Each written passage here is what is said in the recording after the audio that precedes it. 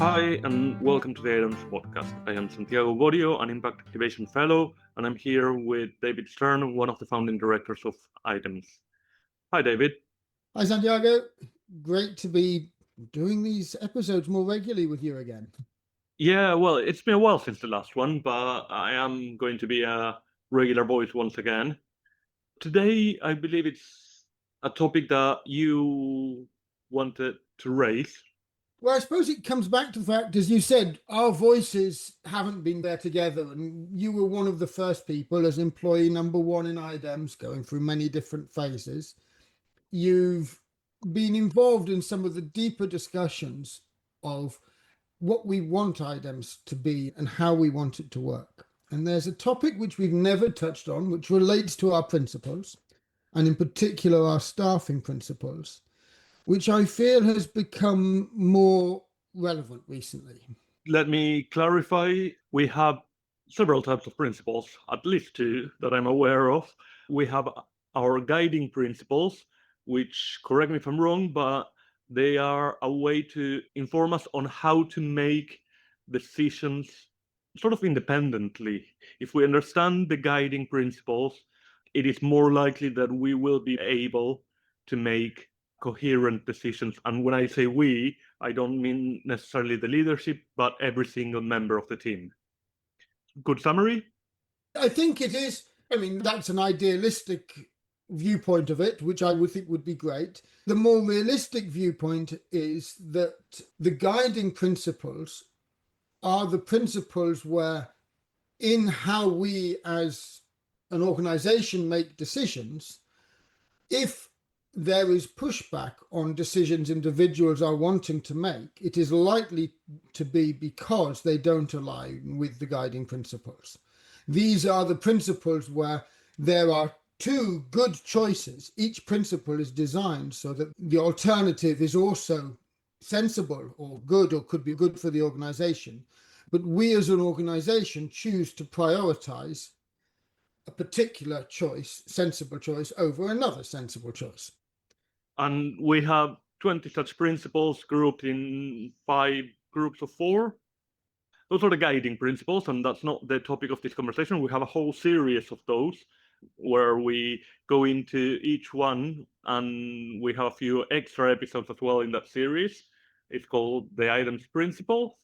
But today you wanted to discuss more the staffing principles, which are part of what you and Danny called initially when you set up IDEMS, an enabling staffing model.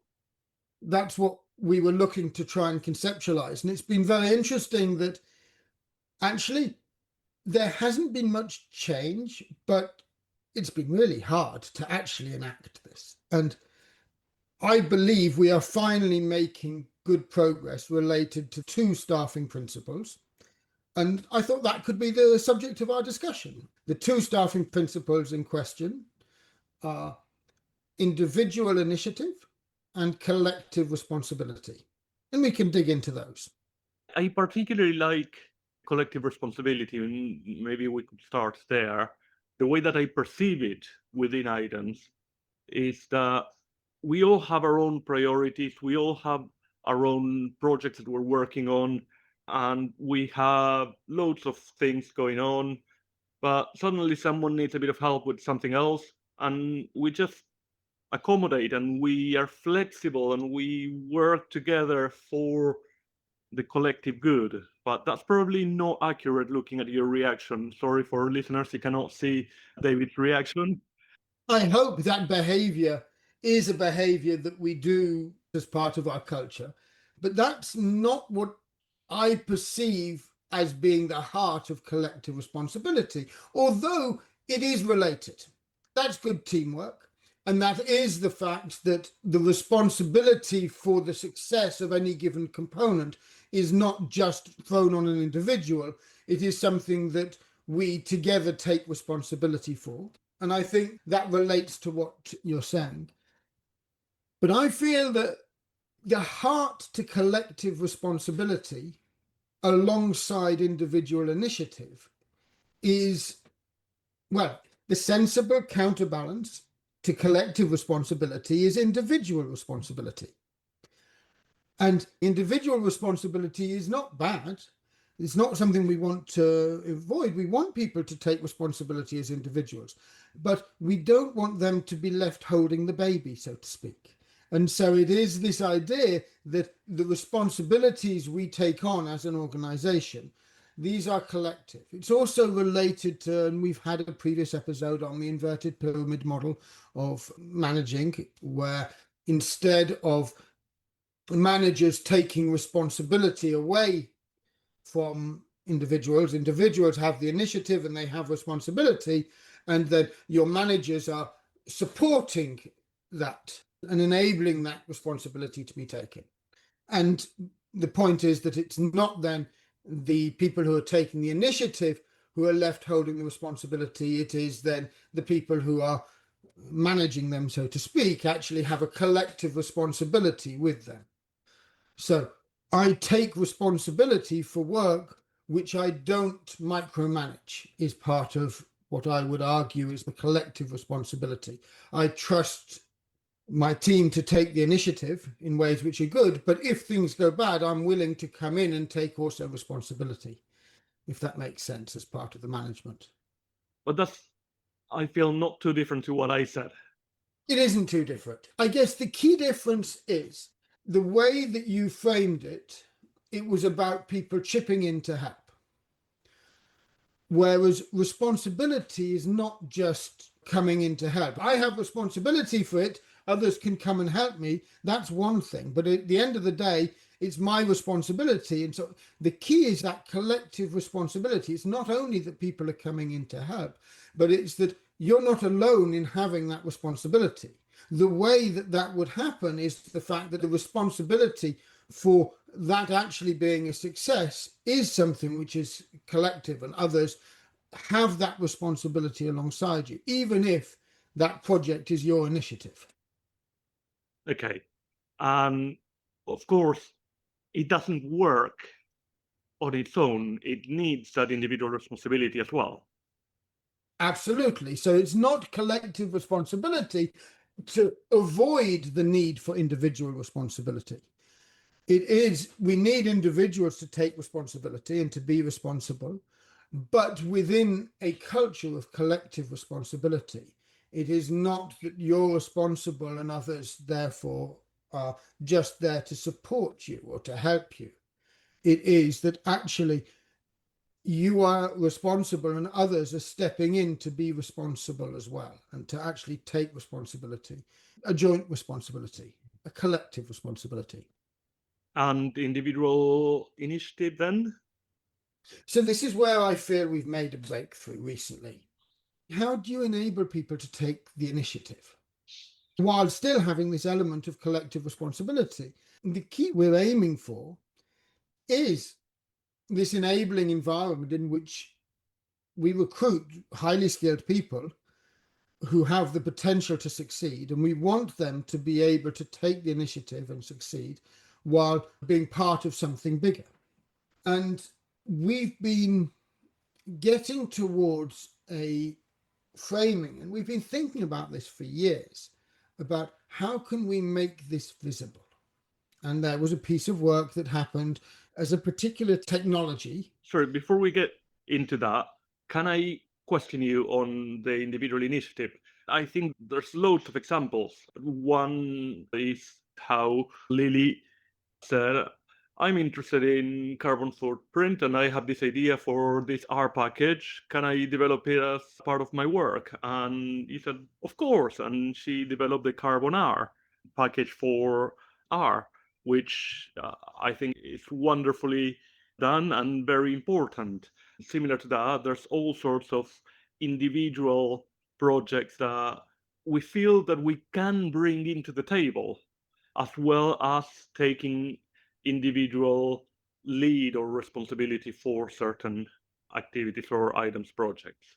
And I think without that individual initiative, the impact activation fellowships wouldn't quite work as well.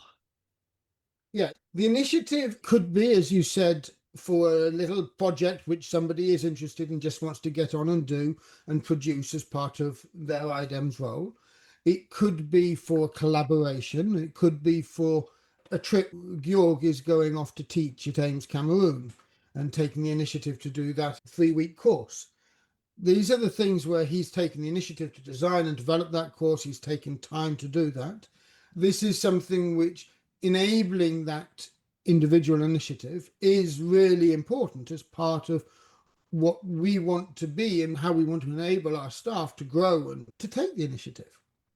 Because quite often what is needed is observed by the people who are closest to the ground, who are actually doing the work, not by the person who always has the sort of mile-high view. Both are important, but enabling people who are involved on the ground to say, this is really needed, it's really important, it would add value to these people in this way. That's a big part of who we are, enabling people to take the initiative so that what is happening on the ground is impactful and effective. That's essential in everything we do. So setting up that culture where people feel empowered to take the initiative, to trust their skills, their training, so to speak, and to observe what is needed and take steps towards that is really important. Another example could be me coming to you recently saying, I want to support this new stack library that is being developed for real analysis questions. And you said automatically yes, and we put it reasonably high in my priority list. Yes, absolutely.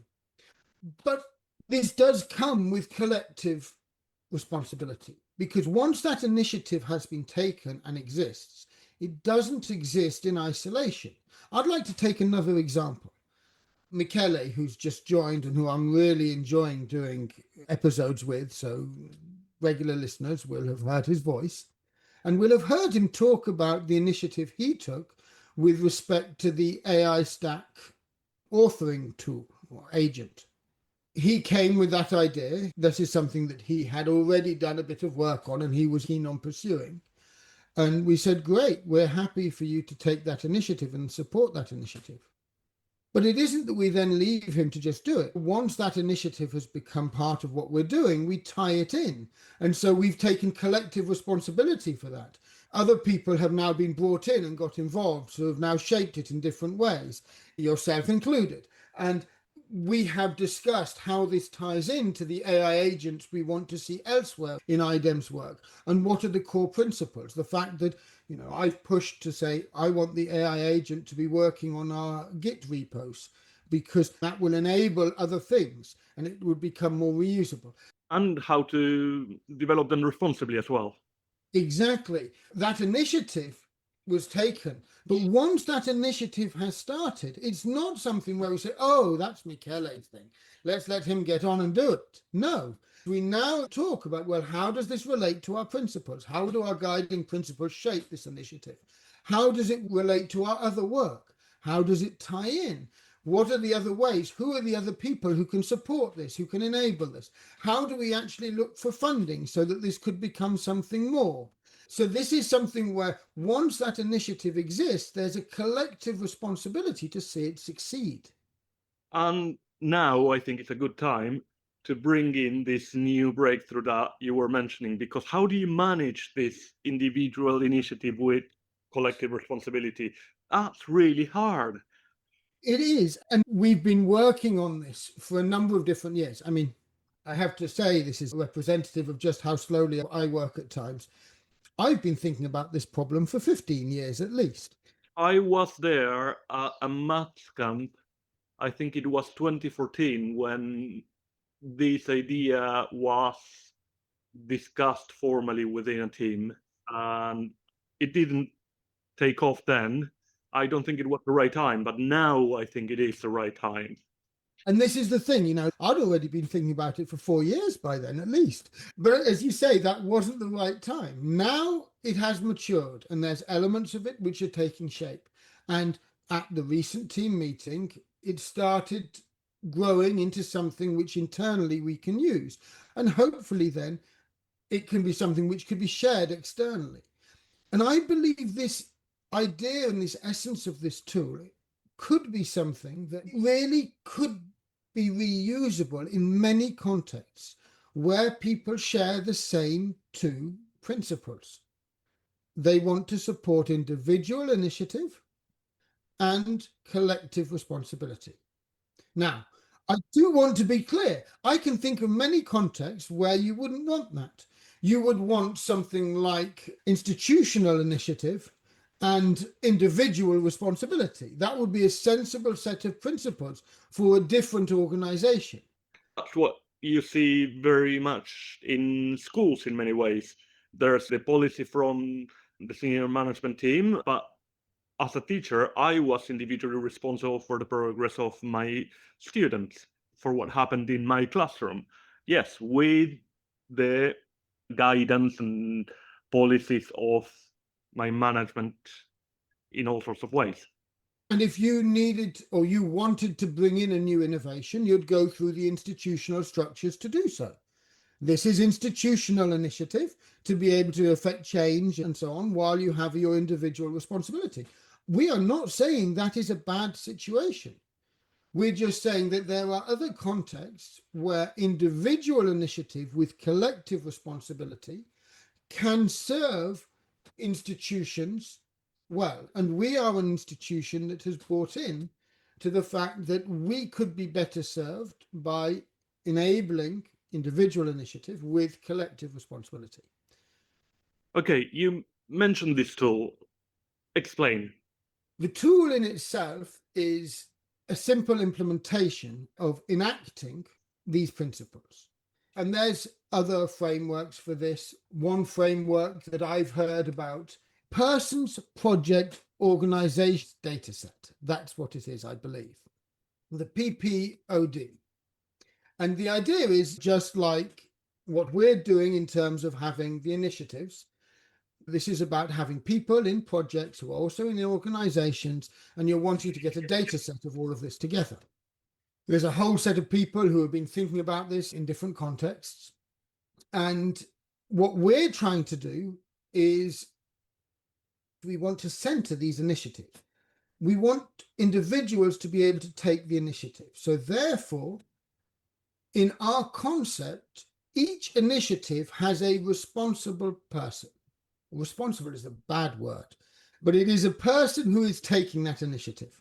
I think it's more towards leadership of that initiative, and who do you go to if you need a decision, an informed decision to be made about that initiative? Well, I mean, I do believe responsible is the right word. The reason that it makes me slightly uncomfortable is that it seems like you have individual initiative with individual responsibility. However, the key is initiatives are not isolated. They are linked to other initiatives. And they are linked in some sense by a parent-child relationship in terms of responsibility. So the initiative which has an individual who is responsible for that initiative is often the child of another initiative which somebody else is responsible for. And this is how you get to your collective responsibility, that actually you have these chains of responsibility that become visible, that the parent-child relationship in terms of responsibility, it isn't that the person who is responsible for an initiative is ultimately responsible for that initiative. On the contrary, it isn't just the individual who is responsible for an initiative who has responsibility. It's the whole parental chain of people who are part of parental initiatives or grandparental initiatives who have responsibility. This is your collective responsibility. That whole chain of people have a form of responsibility. And now, of course, if ever there's a need for the support as you described it, well, it might be that the siblings come in to help. Now, they're not coming in terms of taking responsibility, but it might be that your parental initiative knows who are the people who are best placed to help because they have multiple such initiatives that they are responsible for. A nice example of that, nice and concrete, is this podcast.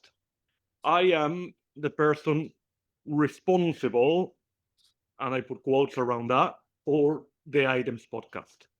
And one of the children or grandchildren is the publishing of each episode, which is led by Johnny. So I do the editing, I make sure everything's happening. I do the first editing, Johnny does the publications. Now, Yeah. Johnny had to go on leave for personal reasons, and he looked at, okay, who's the parent, who's the child of what I do? And he came to me as the parent and said, I'm going to be on leave. Can you take responsibility for my part? And as part of the collective responsibility, I said, of course. And I did his bits because I have the skill sets. But if I didn't have the skill set to do that, I would have been responsible to find the person who has the skills to do what he does in that part of the initiative. But what you're describing is simply good teamwork. You'd expect this in any team. What the tool is hoping to do is it's hoping to make this really visible, even when the initiative to create something new lies with any individual. And the idea of this is, if this works well for us as an organization, it will help us to not only make this visible, but actually to help it evolve over time. We've actually got later today our first instance where we're going to use this as part of a review process with a member of staff, where we're going to actually use it to set the agenda and sort of say, what are the things we need to discuss as part of the review, and what you have responsibility for, and what you're going to hand over responsibility for, and who that's going to, and so on. It's a really interesting way, if it works, that nobody needs to ask permission. Can I create an initiative? If you have to ask permission, you haven't got individual initiative. We've got the systems wrong. So everyone should feel that they can create an initiative. But that doesn't mean automatically that that initiative is well embedded in IDEMS. Any sort of stray initiatives will stand out because they don't have these parental relationships. And so it is going to be how individuals can take the initiative, and then how that becomes visible to other people who might not otherwise have known that that initiative was happening. And to create these links of responsibility, of where these initiatives lie and how they fit into a coherent whole for which we have collective responsibility. This is what we're hoping it will achieve. We don't know yet. We're in very early days of actually trying it out, but it's interesting. Yes, and I think what's missing in the discussion is that the tool itself, because what you've been describing is structured data. So the tool itself is a way of visualizing this data in a really interesting and intuitive way. And I think we should recognize Gabe, another new member of staff, who understood what was needed, and Lily and George as well, and others who have been working on this in the background as well. Lucy as well. And Kate, of course. Gabe took the initial processes and just built this fantastic tool. As someone with an engineering background, actually, these network graphs there are lots of tools to build them. And this is what actually, even over a decade ago, when we were discussing, these tools existed. They weren't quite as good then, but they existed, and this was mentioned. Well, I don't know if it was mentioned in that meeting, but I was talking about these tools back then, 10, 15 years ago. So they exist. The problem, and this is the really interesting thing, it's not a question of the technology. It's not a question of the actual idea of how it can help with the people. It's that combination. This is the heart of what we're finding in so many areas. It is this ability to build something which is serving a very human purpose with a technology which enables it, and doing so in a way which is, we hope, going to exactly enact our principles of individual initiative and collective responsibility, and to be able to make visible how these principles actually can play out in practice in the way that we work. We don't know. Watch this space. This is very early days. You might never hear about this again on the episodes because it withers and dies. But my hope is that in the next 6 months, we'll be talking about this tool again, and this tool will become something we can then say, this is what it's enabled us to do. This is how it's enabled us as an organization to support individuals, to drive forward initiatives, for us to elevate certain initiatives which have taken on more importance, and so on.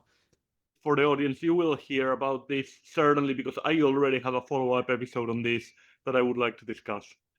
Well, we should be more transparent than this.